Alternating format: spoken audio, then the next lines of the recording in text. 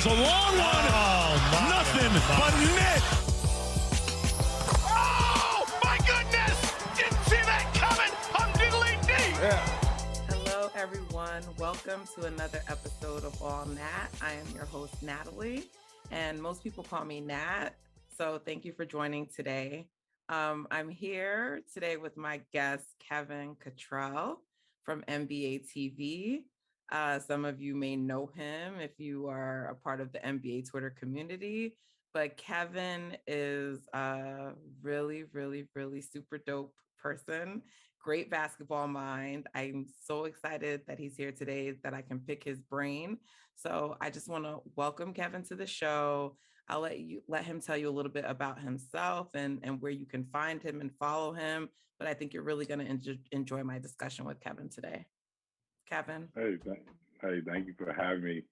Excited. Been waiting for this, so we're finally here. Yeah, Kevin is a Bulls fan, right? Yeah, die hard Bulls fan. Die hard. And that's because you're from Chicago, right? Yeah, born and raised in Chicago from the South Side.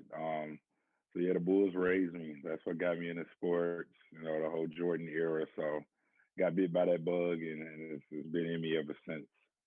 Okay. And are you like a fan of all the Chicago sports teams? Yeah, I'm a fan of Chicago, everything. If it comes to baseball, more White Sox and Cubs, obviously, but I'm not a big Cub hater like some people may be. But yeah, I'm all Chicago, all Chicago. Okay. And what do you do for NBA TV? Yeah, so NBA TV, I carry a lot of hats. I'm an associate producer. So on any given night, I can be supervising the highlight room. So the highlights that you see on NBA TV and NBA.com, they come through my group. So I oversee it to make sure the storytelling aspect is done as best as possible due to time constraints. I'm also a field producer. So we're out on our marquee night for NBA TV covering center court. It's a game a week, typically on Mondays. On Monday nights, me and Dennis Scott are out, perusing the sidelines, trying to get as much information as possible, try to add to the broadcast. So I've also contributed as a writer to NBA.com. And every now and again, I'll produce a feature, a long form feature here or there. Okay. And so I don't know if you're watching on video, you'll see in the background, Kevin has his Bulls jersey up, but he also has Meet the Author, Kevin Cottrell, because he has a book that he's authored and that you should definitely go out and purchase. And that's called Ball Don't Lie. I have my own copy right here. So this is like, I'm going to let Kevin tell you about it himself, but your book, it like gives players their own voice to tell their stories, right? And you had the two-time champion, Candace Parker, who wrote your foreword. And she brought home her first trip to Chicago. So I know your book was written before that, but just like as a Chicago fan, I want to know how that was for Chicago getting their first WNBA championship, and how was it working with Candace on the foreword? Yeah, well, Candace and I are pretty close. So for one, it was just exciting to see a friend, first and foremost, being able to achieve this goal. Admittedly, when she first went home, I was a tad nervous for her because when my mom's calling me about the fact that Candace Parker is coming home, that kind of let me know how much of a buzz the city had this summer, just with her arrival. And so, obviously a lot of things can happen. You're not quite so sure, what the outcome is going to be. So I was just rooting for her, first and foremost, to just to have a good season, to be happy with her decision. It was a tough one, but it ended up being a monumental decision that she made. So, it was a great ride. I went home for a few games, just got to check them out, feel the energy at home in front of the home crowd. So it was great. Chicago's a great basketball city. We don't really care, who's in the uniform, the jersey is. As long as you see good basketball. So it's just great that Candace was able to come home, kind of provide that energy, and in an odd way, it's kind of spilling over into the Bulls season. So it was just been a great summer that was culminated by the Sky's title. And what made you decide to work with her for your forward for your book? Yeah, so good question. So funny story, the book was done. The book was completely done. Um, I guess I could say it now. I had Amara Shot slated to do the forward. Amar was my mentor when I came into the game of sports broadcasting. He's the first person I worked with. And he took me under his wing. So I thought, well, who better to kind of, shed light on it? But I felt like something was missing. And I honestly just, to be totally transparent, I wanted another female's voice in my book. Tina Thompson was highlighted as somebody else I'm really close with. And I feel like Tina is a little too humble, doesn't really do go out of her way to tell her story and just preach her own greatness. So I wanted to highlight her.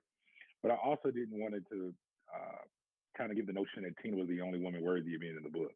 So with the book already completed, I kind of went to Candace just for advice. And I was like, you think I'm missing something? You think it's kind of crazy? And she was like, yeah, I mean, me. And so I was like, oh, so I wasn't really asking her to do anything. So she's like, what do you want me to do? Just let me know what you want me to do. And at that point in time, I was honestly drained with writing the book. I knew I couldn't add another chapter to the book because it took a lot out of me. It took me about 3 or 4 years to complete it, from idea to finish. And so I was like, okay, how about you pin the forward? She's like, yeah, that's great. And as soon as the pandemic hit, and I think I had like a week before the NBA shut down, I was going to do a photo shoot for the book, and I had it planned out that, next time I see Candace, we'll sit down and just kind of brainstorm the direction of the forward, and then everything just hit on us, and we got paused, and it kind of accelerated the process. So I just hit her up one day, and she was like, all right, I'll get back to you with it, and yeah, the rest was history. So it was great, just having her voice kind of to guide me through out the final part of the process, because the hard thing about writing a book is you never know how it's going to be received. You don't know if you're on the right track, if it's making any sense. And every step of the way, I kind of needed that reassurance. So to get her final stamp it just made it all the more easier for me. Cool. And first of all, where can they find the book? Like if they want to buy it, where is it available? Yeah, so the book's available online, Amazon.com. Most people obviously shop at Amazon. It's available on Amazon. It's available on BarnesandNobles.com, and also Author House, which is the people that publish the book. Okay. And what was your impetus to like write a book like this, like focus on telling the stories of different players? I mean, you talked to Grant Hill, you spoke Mhm. to Chris Webber, Isaiah Thomas. I mean, there are a lot of greats in this book, and they Yeah. get to express their voice. What made you decide to do this? Well, it's a couple of things. Honestly, I've been a writer my whole life. I mean, when going back to watching the Bulls in the '90s, I was infatuated with our local media. I knew I couldn't fly like Mike, so I wanted to cover the guy. That was like the next best thing to me, and not even in a fan standpoint. Not like, oh, fandom, I want to be around the guys. I just kind of wanted to tell the guy's story, because you see them play one night, you see them walk off, give a couple quotes, and then they go to the next city and do it all over again, and things became redundant. So when I was a kid, I used to honestly like try to predict what whoever the walk off person interviewed, what they were gonna say, because it was so cliche. But I knew it was a lot more to it. So my grandmother used to always tell me when I was in college, you should write a book, and I'm like, I'm not writing a book. Nobody wants to hear anything from me. And so fast forward, me and Chris Webber just got really close. I used to write on his website, and he used to always say, "You should write a book." And I'm like, I don't know what I write a book about." So finally, it hit me. I wanted to actually write a book called "The Greatest Game I Ever Played." I'm not afraid to say it because I'll never do it. It's too hard to get guys to pinpoint the greatest game they've ever played. So I kind of shied away from that. So I just went back to Chris and I said, Chris, if I decide to do this book, are you going to agree to sit down with me? Because I'm doing this because you're pushing me to do it. I'm like, Right. yeah, I'll sit down with you. And so, I honestly, Chris wasn't the first person I sat down with. Chris might have been second to last after all of that. So Isaiah Thomas was the first person I sat down with. And I said, well, one of the 50 greatest players sit down with me, then yeah, I can do this. And I just wanted to bring their stories to life. oftentimes, especially in this new era of social media, things get spent so many times so Yeah. quickly that you don't really know the truth from the rumor anymore. Like it's all just kind of mixed in. So I just thought it was a great way to kind of give those guys a platform to have their own voice. Dope. You guys, again, get it. Ball don't lie. I have my copy. Go out and get yours. Support Kevin. He's a really great guy. And again, he just has a great basketball mind. So I know you're going to enjoy reading his book. And again, you're going to enjoy this conversation I'm going to have with him. So, Kevin, one of the reasons I wanted to have you on the show is because you came up or grew up like during like the Bulls era Hmm. of basketball. And I mean, I was, alive and watched the Bulls during that time too, but I didn't live in Chicago. And to be honest, I wasn't a big Michael Jordan fan. So, but many people around me, and you were there as a part of it. And so, like, I think the closest thing I've really seen to that since that time is the Golden State Warriors. And I don't know, would you agree with me saying that, because you witnessed it? So I don't know if you think that's an overstatement. No, so I'm really glad you brought this to me because I never get to talk about this, but I covered that team, the Warriors team. So I probably spent half the season with them, and it just kind of happened by chance. So I was with them in Indianapolis. I'll never forget it. I was with them in Indianapolis. They hadn't lost a game yet. They might have been 11-0, 8-0. I can't remember. It was This early on. 2016. The team that won The, 73 games. okay. Yeah, yeah. So I'm with them and I'm covering them, and I had been with them in the Bay, and this might have been my first road game with them, and I was just like, yo, this team is different. They're different. They remind me of the Bulls. I mean, and so I kind of sat down and shout out to Andre Iguodala, and Draymond and all those guys. I'm just kind of talking to them, and I'm like, y'all going for the record. And I can't remember what I have to pull up my article, my notes. And it might have been Dre, it might have been Iguodala. I can't remember which one, but it was just like, yeah, we going for it. It wasn't really, it wasn't like this thing at the forefront of them, but it wasn't something they would shy away from. If you ask them, they'd be like, yeah, big deal. And so, Sean Livingston being on that team, somebody from Illinois, and obviously grew up a Bulls fan, it was kind of crazy to connect. So I went on NBA.com and I wrote an entire article on how this team was going to challenge the Bulls record. And at that point, they were only 12-0. And how I broke it down, I just compared the group, the team, and I just thought the cast of characters mirrored the Bulls. So if you modernize what the Bulls did, that's exactly what I felt like the Warriors were doing. Like, obviously, you can't compare the two teams in totality. Steph is an MJ is an Steph, so forth and so on. But they all played the role that each guy on the other opposite team did. They had their guy. Like, I thought Sean Livingston kind of reminded me of Ron Harper. It was things like that, like Draymond Rodman, obviously, and the things just kept going on and on and on to the point where I was like, I might get killed from this being from Chicago, but I think we reworded it. Originally, I said they'll they'll they'll break the record, and I want to say it might have got published as saying they're going to get 70 wins and challenge the record. And so I ended up writing like 9 or 10 articles on the Warriors that year, and it was Really? yeah. And so I ended up being at the. This is the other crazy part about this. So we started trying to anticipate records. So I would go out on a road trying to anticipate it. So we went out. The other thing a lot of people were going to forget in history, they're going to always talk about the 73 wins. They're going to talk about the 3-1 finals. But the other thing mixed into it was Steph's 400 threes. So Right. we were chasing a lot of different kind of history. It was like, if they don't get 73, but they get 70, it's just as great. If they get 69 and he gets 400 threes, it's still great. And so we were chasing everything. So we went out for the 70th win, and I think they lost the game we went out to.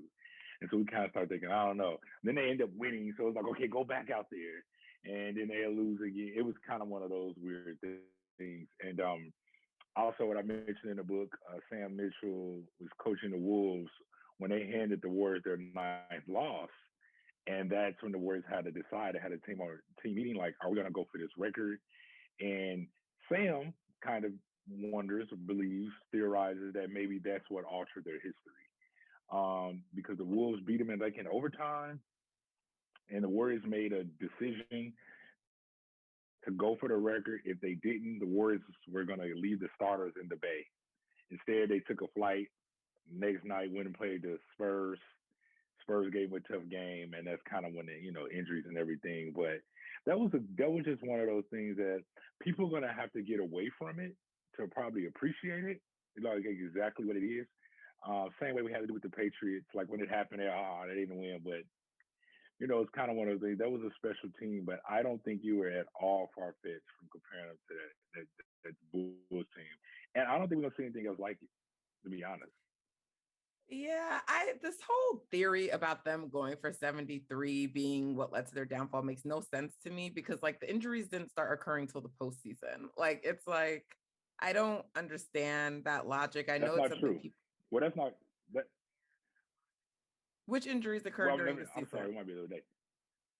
So this is something else, and I don't want to tell everybody's business that was told off the record, but Andre, I remember I was in the locker room when they got 73, and we were doing our interviews, and you could just see the exhaustion in his face. It's kind of like, let's see. I don't know. Let's not get ahead of ourselves. Let's wait and see. Because immediately from 73, everybody was saying they're going to sweep the playoffs.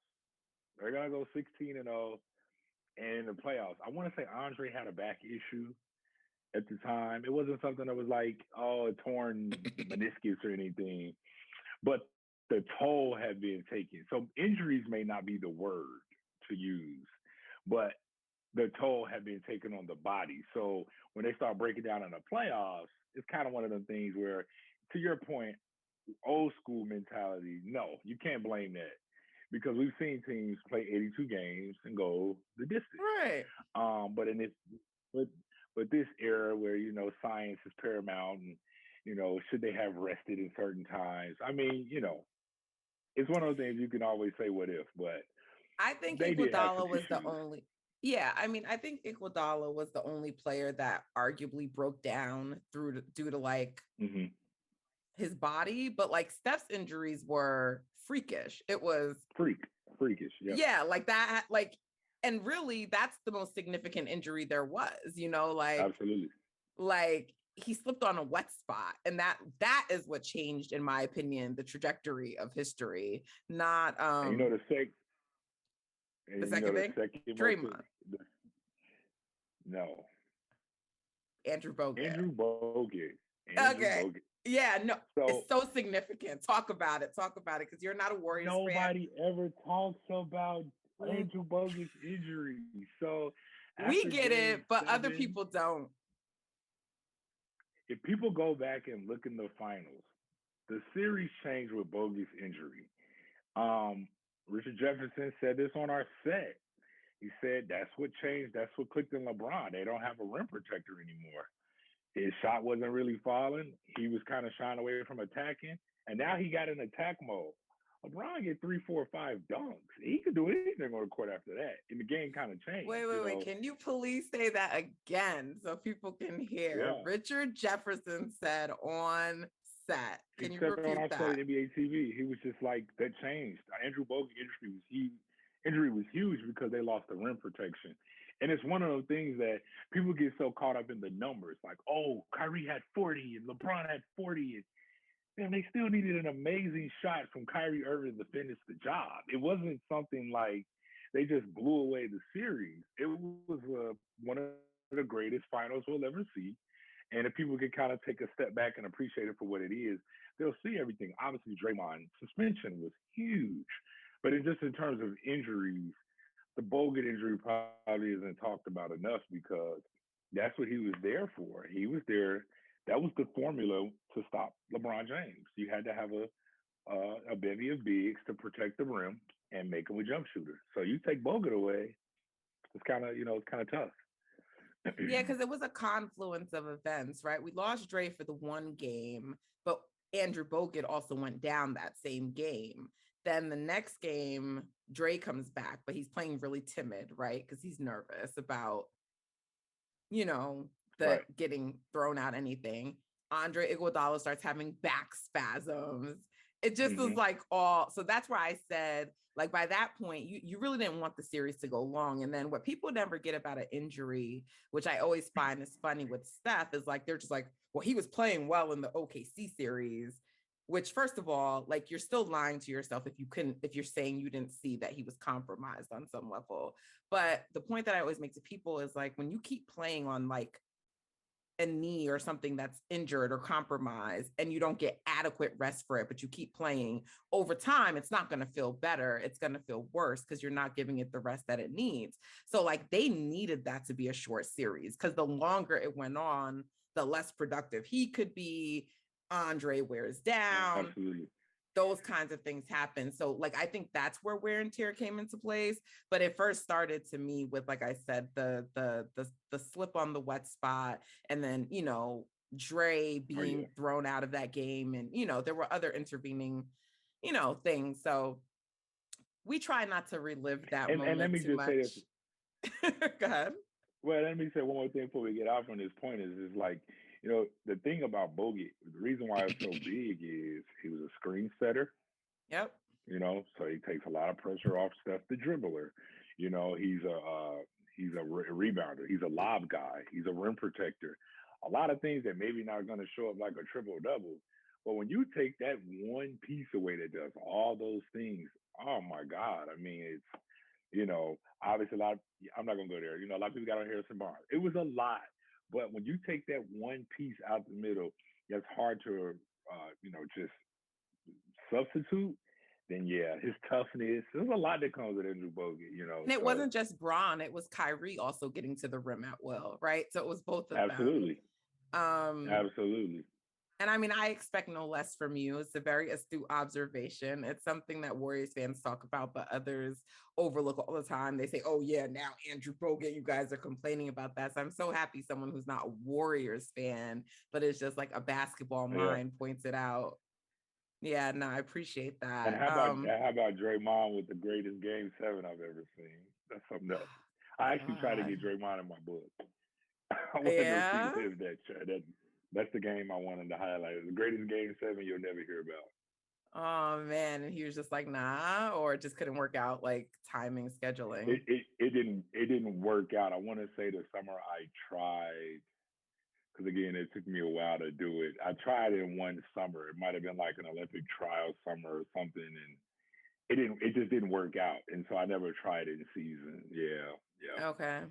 Okay, that would have definitely been dope. But either way, the book is still dope. So check it out. yeah, Wow, Kevin, that was a lot of information I didn't even know. See, look at you just dropping gems on here. yeah, yeah. So I'll never forget that. I'll never our so yeah, I mean, like I said, I think those two teams are similar. And just in general, one of the things that I always find a little odd, and I don't like, I'm not sure if I'm just misremembering because we sometimes misremember things from our youth. But like there's like I feel like when Jordan was around, like in the MJ era, like I feel like almost everybody was an MJ fan or a Bulls fan because of MJ, like just everywhere. It wasn't just limited to Chicago. Now, we didn't have social media back then, right?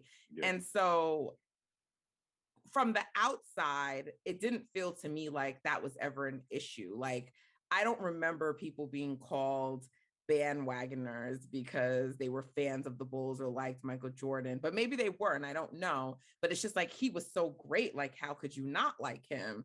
And I didn't know, like, how did Bulls fans feel about that? Like, were you guys upset? Like, why are you guys like jumping on the Bulls now? Or did you just understand like his greatness was so great? So of course people loved him. Well, if I'm just being totally honest, Chicagoans ain't never really thinking about nobody outside Chicago. So I don't ever think it resonated. Growing up, only thing I remember is always rivaling New York, always having New York on our mind. I don't care if it was music, if it was fashion, sport. New York was always kind of like in the back of our mind. And being in the middle of the country, you kind of adopt a little bit here and there. But when it came to sports, and if I went somewhere in America and I was on a blacktop hooping, and somebody said they're from New York, I wanted to go against some kind of deal. Of So course. in terms of like the bandwagons, I don't really remember bandwagoners, but I also don't really remember the haters. And now that I'm older, I always encounter people that say, "Man, I grew up hating MJ. I thought everybody loved MJ." So I didn't know. I mean, the commercials, the Nike ads, Space Jam, Haynes, the Come Fly with Me. I didn't know it was a way you can dislike him. So in terms of the bandwagon, yeah, I never. But then now that I travel and I cover the NBA and I go to all the cities, I am always kind of shocked when I find out, like in Toronto, there are a bevy of Bulls fans because for so long they didn't have a team. And so for many of them, that is their favorite team still to this day is the Chicago Bulls. So certain things like that, I don't even think I realized, but I don't think we would have been worried about it. As now, yeah, I think it's a good social media debate point, right? Like aren't you the fan of such and such? Like you can't be a fan of anybody else. But no, we all grew up liking other people. I love Penny Hardaway, Steve Smith, and that was the funny thing. Being a Jordan fan, I always used to pay attention to guys that he matched up with. So more than anything, I was always focused on two guards, or big one guards, kind of guy like that. So I don't remember that being a thing growing up. I don't remember that being a thing like you can't be a fan of anybody else. Yeah, and I mean, when you think of fan bases like the Lakers, who have like people from everywhere, and maybe Yeah. like the Celtics and Knicks to a lesser extent, but still, I always find it so hard when people get on people for being Warriors fans. It's like, do you guys see Stephen Curry? Like, do you see what he's built? Like, he's one of those players. Absolutely. So, like, to me, it's a gift that he's drawn in people from all over and grown the fan base and everything. It's a weird thing to me to knock people for, but I was like, I mean, I know things have Yeah. changed, but I was wondering, like, maybe it was always like this and I'm just not remembering correctly. I think you're kind of damned if you do this day and age, right? So like if you're a Warriors bandwagon fan, it's like, oh, now you're a fan. But when they were bad, you weren't a fan. If you're a Laker fan, it's like, oh, of course you're a Laker fan. They win all the time. It's easy. So you're like damned if you do. Like, if you say no disrespect to anybody's team, if you come out and say, I'm an OKC fan, it's like, oh, why? You don't get credit for being a diehard either. You know what I mean? So Right. I told somebody the other day I was a Chicago fan, and her response was, "That's unfortunate." I mean, so I don't know the rules of the sports fandom these days. Right. And I mean, I feel like if you think about it, like, I mean, now it's a little different because there's League Pass, right? And there's lots of ways that if you love NBA to catch it. But back in the days, how would one even be a Warriors fan if they weren't in the area? Like their games weren't going to be on TV a lot.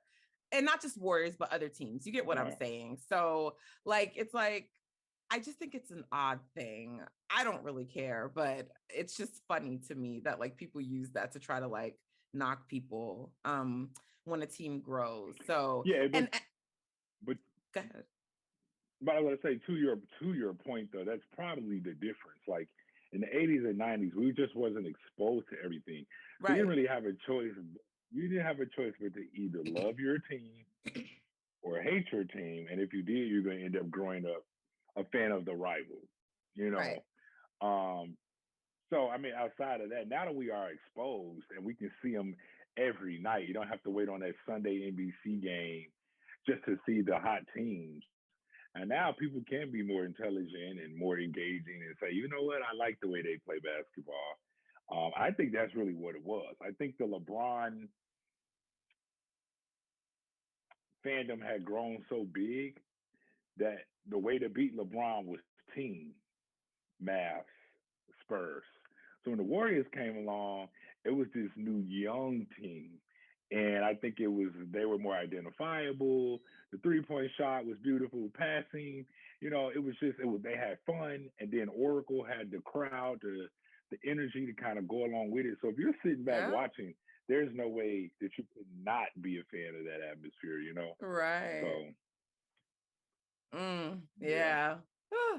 Let me tell you something. I grew up loving Magic Johnson. That was my guy. That's who I loved. And I've, Hmm. of course, continued to follow the sport and love it. But like, no one has like captured my heart and imagination like him until like Stephen Curry. It's like completely different kinds of point guards. Hmm. But I just what they did for the game, and that's obviously no slight to someone like MJ. Obviously, we know what he did to the game, but I'm a point guard girl. I love point guards, so that's you said you like two guards. I like point guards, and Right. yeah, just it's just like it's like I'm high. Right. Yeah. So Yeah. all right, No, yeah, I get what you're saying. the Warriors are going to be they're 9-1 right now, and I don't know if you saw the little news. There was like this um media Trista. I forget her last name. She used to be a Barstool. She's somewhere else now, but she had like kind of clowned some of the Warriors fans. Andy Liu, particularly, who has like he's a podcaster and does some other. You know Andy, right? Or do you know Andy Liu? You know Yeah. who he is. He Yeah. had made a prediction like before the season began, once the NBA schedule was published, that we were going to be 9-1, and she made a whole TikTok video calling us Hmm. delusional and saying that the media is as delusional as the fan base and that we won't be 9-1. So we had fun last night with getting to 9-1. But we're rolling, and I don't know that it was a prediction that most people had for us to start. And I know there's a lot of chatter about, I oh, know I our did. schedule is soft, to begin the season. Yeah. But like the way that I look at it is like, well, look at the way we're still beating the teams. Like there's other people who have soft schedules and they're not dominating teams right now the way that we are. Right. So like good teams take care of business, right? Like the Lakers are, Hmm. even before LeBron went down, who was one of the teams who was predicted to be, right, one Struggle. of the contenders, they're struggling to be right? Hmm. Um the teams in their soft schedule. So I don't appreciate people trying to invalidate what we're doing, but you said you didn't see us being like this. So what were you thinking was going to be the Warriors this year? No. What did you think? Like, where I did you see us I this honestly year? just didn't know what to. I just didn't know what to expect. I mean, like I talk to different people about the Warriors all the time, and I was like, I want to proceed with caution. I wasn't as high on Jordan Poole as everybody else. I didn't know if last year he was a looter in a riot, or if he was just like a guy that's just truly progressing from his days of college and getting better and better. You can never tell because when the volume goes up, sometimes Greg Anthony has a saying: 100 points going to be scored. Somebody's going to score 20. Somebody's going to get 10 assists. But you have to look between, a little deeper than that. But I think I hear a lot of people saying, this kind of reminds you of that first Warriors team. And I think what it is the ball has a lot of magic, and it's moving and it's hopping, and it becomes infectious. And that's why you see a guy like Jordan Poole. That's why you see Gary Payton the second with so much confidence when he comes in because it's contagious. And so now you kind of have to sit back and say, okay, it's been 10 games. 30 is the barometer. Phil Jackson always said the measure of a good team is to get to 20 wins before they get to 10 losses. So I kind of try to sit back, and a 30 game mark is when I really start saying, okay, let's see who's what. Even watching the Lakers up close last night, I was like, yeah, they're going to need the 30 game mark. You just don't realize how many wing defenders they don't have. So everybody's injured. So it's kind of one of the things that now I'm kind of like recalibrating, like, okay, so now it's like the Warriors look great. They don't look good. They look great. Like they're like leading this league in points, assists, 3 points made. Like that's their brand of basketball. And then also defense. That's the championship Warriors way. So then it's almost like, okay, when you ingratiate Clay down the road and Weissman, who probably a lot closer, now what they're going to look like with their depth. And it could be scary. But I think now the Warriors are now entering the gym with 2 points on the board because now once again people are like, I got to get my sleep, I got to get my rest.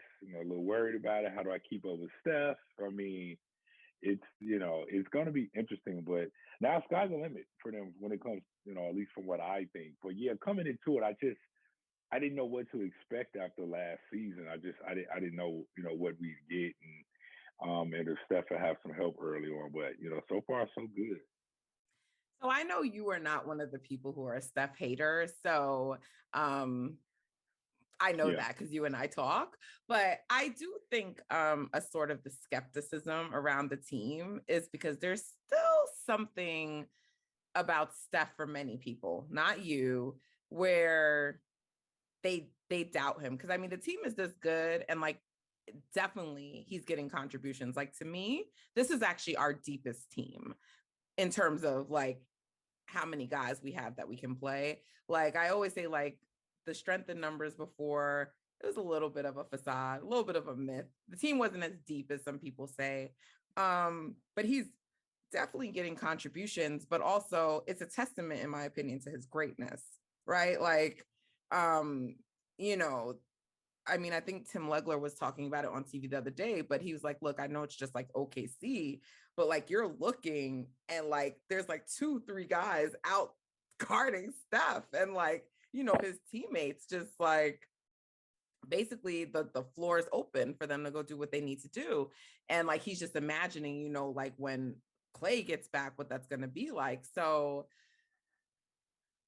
I why do you think people still kind of, because like the thing about it is like, like when the Lakers missed the playoffs, right? That first year Bron was in LA. When they missed, the next year, no one was doubting that the Lakers were gonna like, make it. They were just like, oh yeah, they'll be fine. Right. And then like last year, Kevin Durant, yes, his team was a little injured, right? But he loses in the second round and the season ends. And I know, I mean, I don't know if you still do, but I know that there was a time you considered KD the best player. But like Hmm. he loses, his teammates have some injuries, and people are like, oh, he's the best player in the world. But like Steph loses when his teammates are injured, and it's like he gets knocked down. Players like Luka get elevated above him. Like, why do you think he has to come back every year and reprove himself when clearly he is the common denominator all the time? Well, I'm a steal this from Isaiah Thomas, who always says it seems like when we talk about the greatest in history, the prerequisite has to be they're 6'6" and up. And I don't know where this comes from, but the smaller guy gets the tougher time. Um, for whatever reason, I don't know if it's because this was the LeBron era that Steph ascended in, and it kind of came out of nowhere. It didn't really fit the narrative. When LeBron first came in, it was LeBron and Carmelo, and then it didn't really work out. And then it became, LeBron versus team, or LeBron and D Rose, and then it just kept flipping. Then Durant came, and then Steph jumped some people. The Warriors weren't supposed to be that good, that fast. It was supposed to be OKC's time, and I don't know if it just didn't fit the narrative. I don't know if it's because he's not a Nike guy.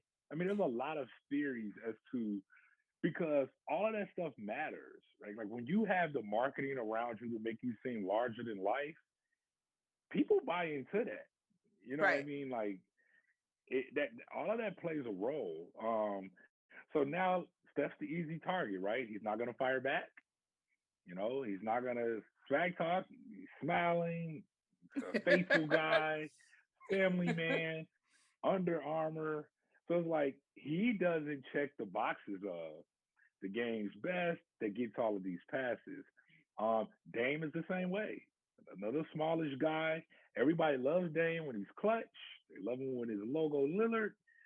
But in the moment something goes wrong, it's like, Dame ain't, But Durant, to your point, it's like, oh, Kyrie didn't play, and Harden was hobbled, and people understand it. And I don't know. I feel like Steph has enough equity built to me in the game that he should get all the passes. And if what he's doing right now after last year isn't showing it to people, I don't really know what else is left to see or prove it at this point. I don't really feel like Steph has anything to prove, owe us in any way, shape, or form. At this point, he's just on another level with basketball. He really is. Well, I know that, but I just it's when you're a Warriors fan, it's frustrating, right? Like to see our guy constantly like kind of like overlooked. I mean, it's not as bad as it used to be, but it still happens, and so you're a little bit more connected inside than me. So I was just wondering, if you hear more about it, if you know like what it is. But the 6'6" thing, what you said, I think does make a lot of sense because we know that people just have these views that like you need to be the tallest, the most athletic, the like you're supposed to look a certain way. And he defies all of that. He doesn't. So just even if Mm-hmm. he's doing the same exact thing the others are doing, it has to be his help. It has to be the system put around him. It has to be something else because there's no way he can actually be as good as those other guys. And that's like, He also makes the game. He, and he also makes the game look a little too easy. And so that's the other thing. So if we're just talking strictly numbers, right? Like he and LeBron can have similar numbers, but LeBron's usage is so much higher. It's the degree of difficulty just looks so much harder. It's like, do you realize what all LeBron had to do? Yeah, I mean, yeah, he controlled the possession for 20 seconds. He found a guy for an assist, so he scored. Yeah, it looks a lot harder. But people won't say what Steph's doing off the ball, if maybe the camera isn't super focused on him, as hard work. They're looking at it like he's a guy that he doesn't even initiate the offense, even though he has the same amount of assists in his career as Gary Payton. And he spots up, and then it's like, oh, of course, he's a great shooter. Of course, he makes that shot. But a lot of the action and things that he may not be directly involved in, people just kind of discount it. Now, people that inside the circles that really understand and love the game, people appreciate it. For the most part, I don't really hear anything negative about Steph. If anything, it's people just trying to uh, temper fans, where it's like, yeah, Steph's great, but they're going a little too far by saying, you know what I mean? So it's one of those things where when a player is in the moment and in the peak of their career, people they love you, they hate you all the same, kind of goes with the territory. He's just in that loudest era socially. He's in the loudest part of it right now. It really is. Everybody has a voice, so yeah. Okay. yeah. So while they're playing well, I'm not surprised. I'm excited. And so we have this week coming up. We're gonna be playing Minnesota Timberwolves and the Chicago Bulls, your team. So have you had a chance to watch Minnesota at all this season? Mm-hmm. Because they started off pretty good and then they've had like a number of losses. And a lot of those games, they're winning like they're close games, and it's like kind of their late game execution. Is there anything else you're noticing, like why they're struggling to just like close out those games? Yeah, I think a big part for them is they're a young team. Obviously, we're going to look at the offensive end, but defensively, are they sticking to their principles in clutch time? Are they paying attention? Are they communicating? They have a lot of youth around towns. I mean, as exciting as Ant-Man is, he's 20, Right. and it's kind of one of those, yeah, it's kind of one of those things where, if you got this young gun team, but Carl Anthony has been around so long, the team isn't going to get that pass because it's like, Cat, you've been there through a few regimes, through different cores, and so the team as a whole don't get the pass that say maybe the Hawks did last year or somebody like that. So that young ascending team. So they're going to have to learn on the fly. I mean, that's just kind of one of the things going to come with the territory. And they're probably going to have to add a couple of veteran pieces here and there that can kind of be impactful and kind of help with those guys' development. But they're also going to be a team where you can't take a night off against either because they're also No. young, they're athletic, and they don't know any better about they should be losing. In their mind, they're mad. When they're losing these games, they're upset.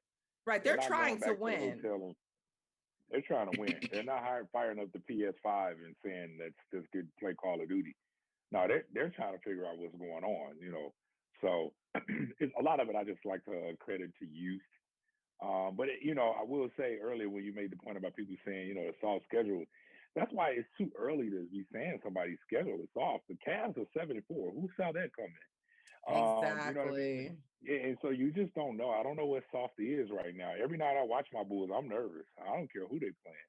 We had the Pistons twice to start the season. Both those games went down to the wire.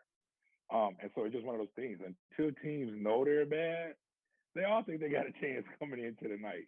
They all put the same work in. So you can't have an off night. OKC showed us that both times against the Lakers. So Right. yeah. Um, do you think the Wolves are going to be at least a play-in team this year, or will be at least vying for one of those spots? The Wolves should be vying for one of those spots, obviously barring injury or things like that. But I'm not quite sure yet, but they should be. Sacramento would be the one team right now that I would point to that wasn't in it last year that should be. Like I would I expect think them so to be too. this year. Yeah, so it'd be interesting to see what Minnesota can do. Will teams, buy or sell at the deadline to kind of help that push? Also, first time in what 2-3 years we're back to an 82 game schedule. So that last month of basketball, what's that gauntlet gonna feel like on these guys when it's the dog days of the season?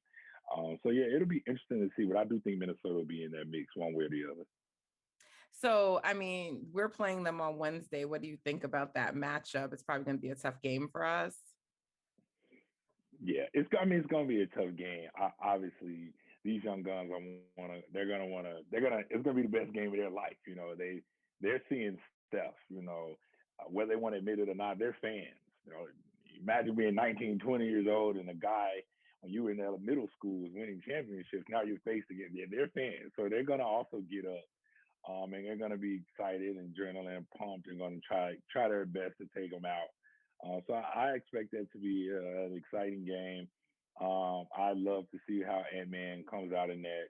Karl Anthony Towns has a lot of experience against the Warriors, so you expect him to be able to play well. I know he's given them a hard time in the past, but we'll see how that game goes out. But the Warriors as a team, to your point, they're so deep and their confidence is so high right now. I'm I'd be surprised if they lose a game, this week. I'd be surprised. Oh, this week. So now let's move on to the Bulls because we're going to be playing the Bulls. Yeah. And you guys started off hot and you're still going good. You had a big win the other night against the Nets. Yeah. And you guys just kind of took over in the fourth quarter. Right? And it's interesting what's going on with the Nets right now because Kevin Durant's playing out of his mind because he's Kevin Durant. But Kyrie isn't there. We don't know if he's coming back. But James Harden hasn't seemed to be hasn't been James Harden that we know of like all season. And some people are saying it's still the hamstring. Others are saying it's the rule changes. What do you think is what's going on with James Harden? Yeah, so I got a chance to watch the Nets up close this season. They played the Wizards. I went up to Barclays for that one. What I see, they're really missing Kyrie, and it's hard to explain. But when a guy's making $30-something million, I tell people all the time, when he's that good to make that kind of money, you want him. And if he's not that good, you're missing two people. Look at what the Wizards got for Russell Westbrook. One guy came out, they get Kuzma back, they get Montrez back, they get KCP back. They got three guys for one. So when you got a guy like Kyrie with such a gaping hole, obviously the way they were built to be top heavy with those three. So that means you can stagger them. That means there's always two of them on the floor. Or now when they're staggered, it's one of them on the floor. And obviously Kevin Durant's just better at the game of basketball. So he's going to always look like he's in savior mode. Harden is a guy that kind of gets off on getting to the free throw line and getting others wide open shots. So if a Joe Harris isn't knocking down a shot, I don't even know who the next guy is. Who's the swing guy for the Nets when KD sits down? That was Kyrie. That was a guy when he said, hey, Kyrie, you're the two, I'm the one kind of deal. Yeah, you had Kyrie to kind of kick it to. And that makes you look a whole lot better when it's three of you all scoring 20 versus the two of y'all need to score 30. And he just hasn't seen gotten there yet. I think his confidence just isn't there, right? So it could be a combination of everything you said, whether it's his conditioning, He said the entire summer was rehab, so maybe he's not totally in basketball shape. And then you also say the rule changes where he's like a guy that's like, I know I'll get 10, 12 points a night from the free throw line. And then he might not get 10, 12 points a week from the free throw line. Now he's kind of questioning what he's doing. I always kind of liken it to a dancer. You can either count your dance steps or you can just go through the motions because you know it, you know. And right now he's kind of counting his dance steps out there. So, hard to get it going eventually, but they're missing Kyrie. They really are. They're missing him. Just that simple. If Kyrie doesn't come back, do you see them coming out the East? I know it's still really early. No, I just don't see how teams won't fear them for one. They'll be a lot easier to attack because they're such a strong two-headed monster. Um, you can't expect LaMarcus Aldridge the other night against the Bulls. He had like 30, maybe 25, 30 points. You can't expect a guy like him to give you that on a nightly basis. So now you're shuffling who the third scorer. Is it LaMarcus? Is it Blake? Who is it? So I just don't see how they come out the East. The East to me has just gotten too much. They've improved too much. The Bulls have gotten better. The Bucks are the champs. The Wizards have gotten better. The Hawks are the Hawks. They've gotten better. The Knicks are confident. The Heat have gotten a lot better. And so even the Raptors, a team that I thought was going to be vying for top five coming into the year, the Cavaliers and Evan Mobley and what they're able to do now. Now teams who would have been fire selling, they can keep this stuff up. The playing game is going to keep things competitive because if nothing else, as a Bulls fan, I wanted the Bulls in the play-in last year because Zach LaVine's never been in a playoff game. And so I kept saying, man, if Zach could just get some kind of playoff experience, play on the big stage, and attract another player to say, I want to go play with Zach. Stuff like that now matters. Guys want to be in a play-in game. You saw Ja Morant last year. Those guys are like, okay, we can build off of this. So right. The East to me is just too tough for the Brooklyn Nets to moonwalk through. They have to figure this Kyrie thing out one way or the other. And I didn't even what mention is your the Sixers? They're top in the East right now. What is your overall? But they just lost Embiid for like COVID. So I mean, I don't know what that's gonna look like. Seth Curry is playing well though. How do you feel though overall about the new rule changes? Do you like them? I do. I like the rule changes because at some point it looked like a 3-point shooting contest and a free throw shooting contest. Like the nuance of the game was kind of taken out. But with the rule changes, it's got to be tougher, right? You got to be a little more creative with the plays and the sets and the actions and all of that because they're not calling every little thing. Sometimes people could just say, you know what, just do X, Y, and Z. You'll get to the foul line. Let's just go through your thing. All right. So I enjoy it. It's making the game of basketball to me a little bit easier to watch, and it could be maybe the old school guy in me talking. But it's a beautiful game, and it shouldn't be relegated to a free throw shooting contest. I'm excited for the Bulls. I was a little higher on them than I think a lot of people were coming into the season. What's going on with Vooch? I don't know how to pronounce his last name, but he's struggling a little bit. And you guys need him to not be struggling, I think. But what's happening with him? Yeah, so for the first time, probably in Vucevic's career, he's not the number one option, he's not the number two option. And he might not be the number three option in terms of touches, because Lonzo is obviously going to be, facilitating a lot. And he's such a perimeter-oriented guy. So he's playing with three guys who's perimeter-oriented. So I think he's trying to find his way. I think he's trying to find his spots.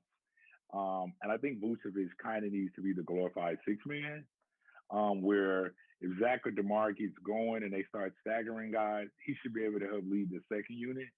And we're missing Kobe White, who kind of helps space the floor for a guy like Vooch. When you have DeMar and Zach, or these great one-on-one players that can get their own, when they're kicking it to Vooch, sometimes maybe the spacing or things just isn't right. And he's just supposed to be this knockdown shooter. But he likes to go through his thing too a little bit. He might take a guy off the dribble or face up, and He put his dribble combinations together. Right now, he just doesn't seem to be comfortable with the other guys, and I just think they all operate in the same space. So Billy Donovan, it's going to be on Billy to kind of get creative and figure this thing out. But losing Patrick Williams has made it a little tougher on him now. And like I said, with no Kobe to space the floor as another shooter, it just gets tougher. It gets tougher for a guy like him. Because you liked initially them getting him, right? Like you liked the acquisition. I loved it. I loved the acquisition. Obviously, not knowing what was coming down the road. We all kind of anticipated Lonzo Ball arriving. Had no clue DeMar was coming, and that just totally changed the dynamic of the game when you get somebody like DeMar DeRozan. Okay. So, but you still think there's a way they can work it out with him. You said a glorified sixth man, but you think there's a fit for him on the team. Yes. Yeah. I think so. I think he's going to have to roll his sleeves up. He's going to have to roll his sleeves up and just figure it out because he's never been on this stage. He's been in Orlando, kind of camped out between that 8th and spot. He get his 20 and 10 and go home. And you're in Chicago now, and you guys are winning. And every time you win, the expectations raise. And every time you lose and your numbers, you're going to be the guy blamed. You know how it goes. So we play you guys. We play the Bulls on Friday. I'm hoping by that time we'll be 10-1 going into that matchup. What should we expect from the Bulls for that matchup in terms of like how they match up with us, the style we play versus how they play?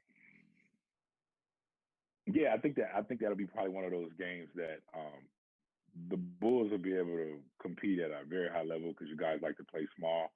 The smaller the team, the better off the Bulls are. That's why they struggled in that home set with Embiid and the Sixers. They're just too big. But the Bulls do struggle to fan out and get to shooters.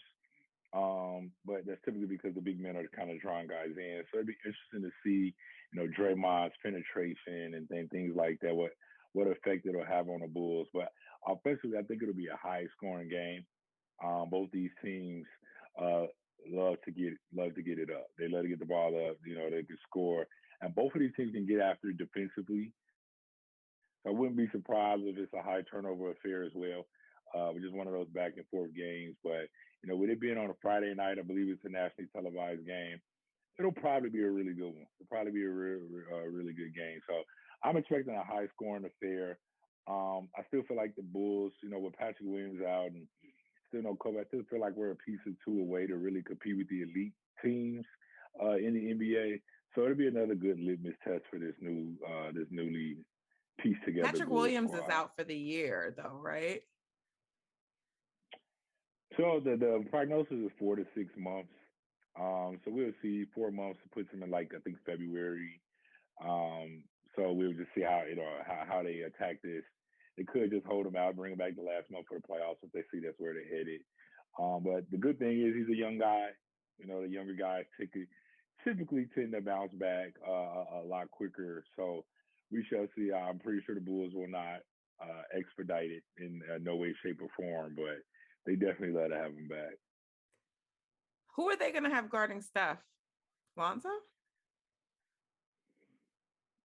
Yeah, they'll probably start out with Lonzo, using Lonzo's size, throw a little Caruso at him. And yeah, that'll probably be the way they have to go with it to start out because you got to save Zach legs.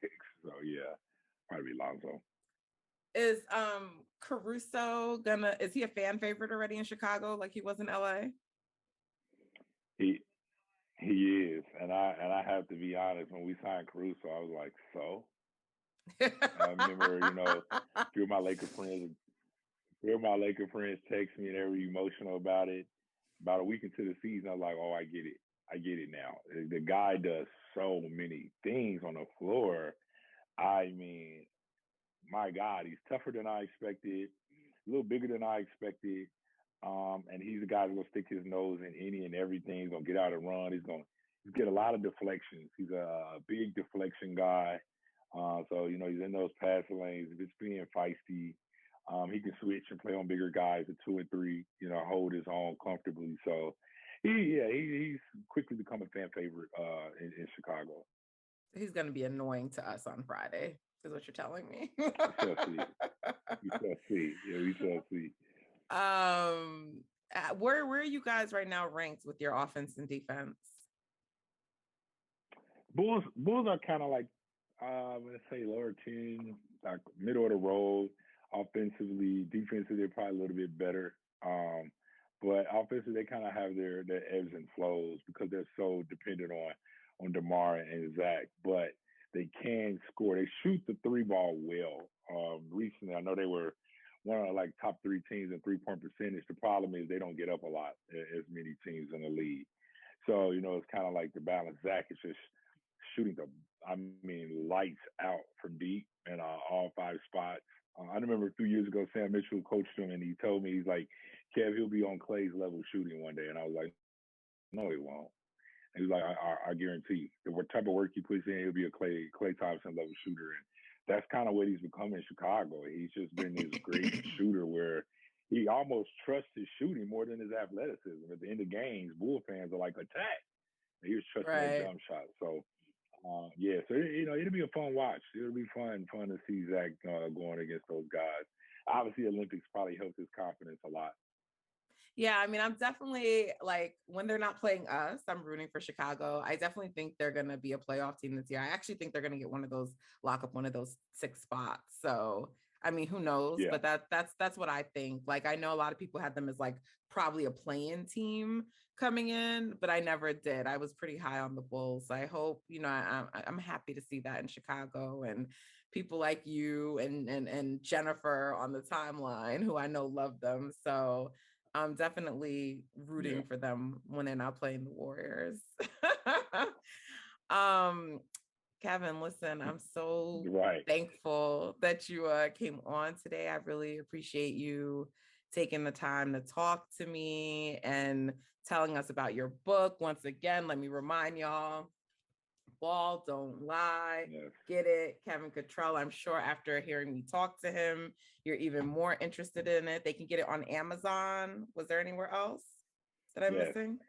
Yeah, Amazon and BarnesandNobles.com. Either way, you can grab it there. Okay, so make sure you cop that, and we'll see you guys on Friday, right? What's your prediction for that game? Yeah, Friday night. I like the Warriors in a close one. Honestly, being on the road kind of give them that advantage. But it'll be fun. I won't be surprised either way, because at some point the Warriors are just due. Right. But yeah, it'll be a fun game. Yeah, it'll be a fun game. It'll be a fun game. Okay. Well, listen, guys, I hope you enjoyed this episode of All Nat. Please subscribe if you are watching on YouTube. Follow if you're listening on Apple, Spotify, any of your other streaming platforms. Rate, review, all of that. It helps. Download. All of those things actually help content creators. So please do that. I appreciate you joining me, listening in. Until the next episode, take care, everyone. Kevin, we'll speak soon. Later. Thank you.